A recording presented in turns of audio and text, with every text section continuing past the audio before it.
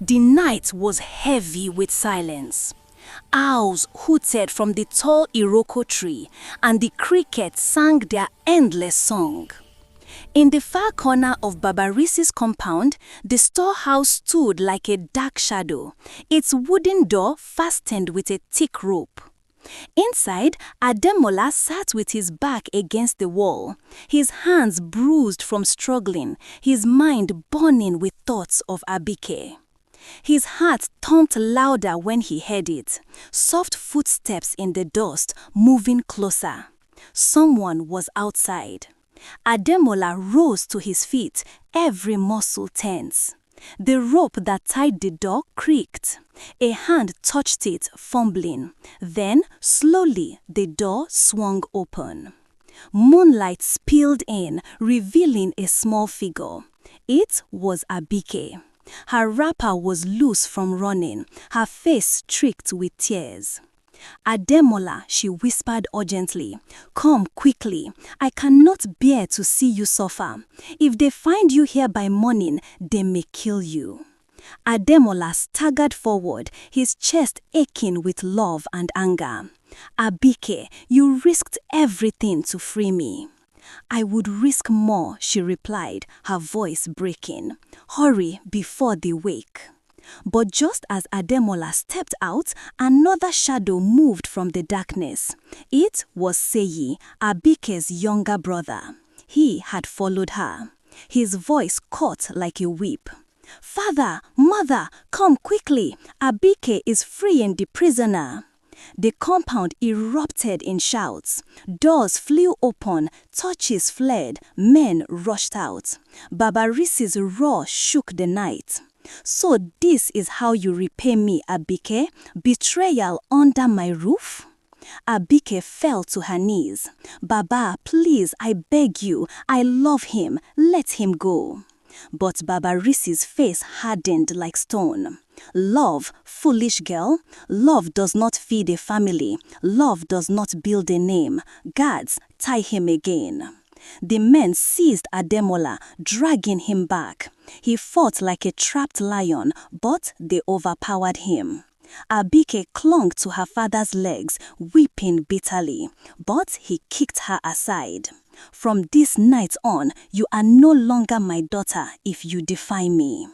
The villagers, awakened by the noise, gathered outside the compound. Whispers filled the air. Some pitied Abike, others shook their heads. The gossips clicked their tongues, muttering, "We want them. This love will bring ruin." By morning, the story had spread like wildfire.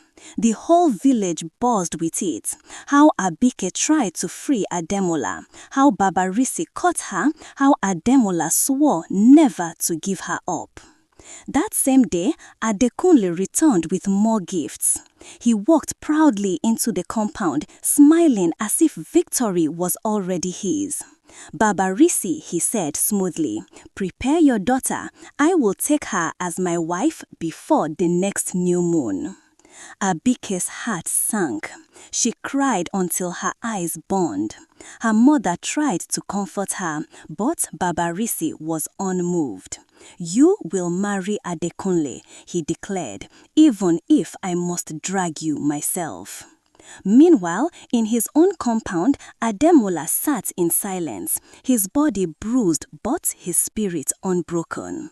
His father looked at him with sorrow. "My son, this path is dangerous. If you keep fighting, it may end your life." Ademola's eyes burned with fire. "Then let it, but I will not watch them take Abike. I will fight until my last breath." That night, rain clouds gathered in the sky. Thunder rumbled like angry drums. As the storm broke, Abike crept once again to the mango tree, hoping Ademola would come. And he did. Soaked by rain, he appeared from the shadows, his eyes desperate. "Abike," he said, gripping her hands, "run away with me tonight. Let us leave this village. We will build a life far from their pride." Abike's lips trembled. She wanted nothing more, but fear gripped her. If we run, my father will curse me. My family will disown me. Can I bear that shame? Ademola's grip tightened. Better disowned than chained to a man you do not love. They embraced in the storm, unaware that once again eyes were watching. Adekunle's men had followed.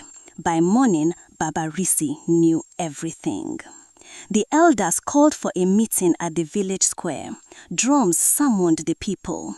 The air was thick with tension as both families stood facing each other, with Abike and Ademola at the center like criminals.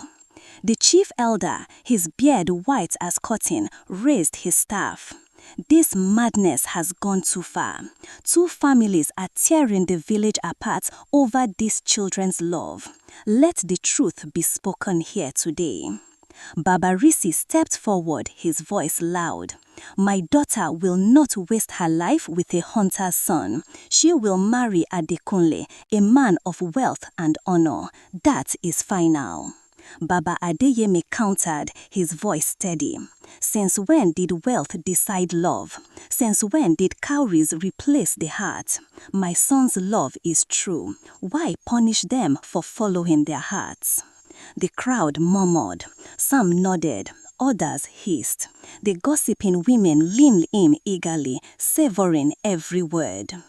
Then Adekunle spoke, his voice smooth but sharp. Abike, speak now. Do you love me or this hunter? Tell the truth before your people. The square fell silent. All eyes turned to Abike. Tears streamed down her cheeks as she whispered, My heart belongs to Ademola. It always has. A gasp rippled through the crowd. Adekunle's face darkened with fury. Baba Risi's hands shook with rage. Ungrateful girl, he shouted. Then you are no daughter of mine. In the chaos, thunder cracked overhead, lightning flashing across the sky. Some villagers cried, The gods are angry. They do not bless this marriage by force. The chief elder raised his hand for silence. Enough. This quarrel dishonors all of us. If you force the girl, misfortune will fall on both families. Let her choose freely. But Baba Risi refused. Never. She will marry Adekunle, even if it kills her. At that moment, a voice rose from the crowd. It was Mama Risi, Abike's mother, trembling but firm. Husband, listen. You are blinded by pride. You forget your own beginning. Did your father not forbid you to marry me because I was poor? Did we not fight for our love? And now you wish to deny your daughter the same? The square erupted with shock. Baba Risi froze, the memory flashing before his eyes.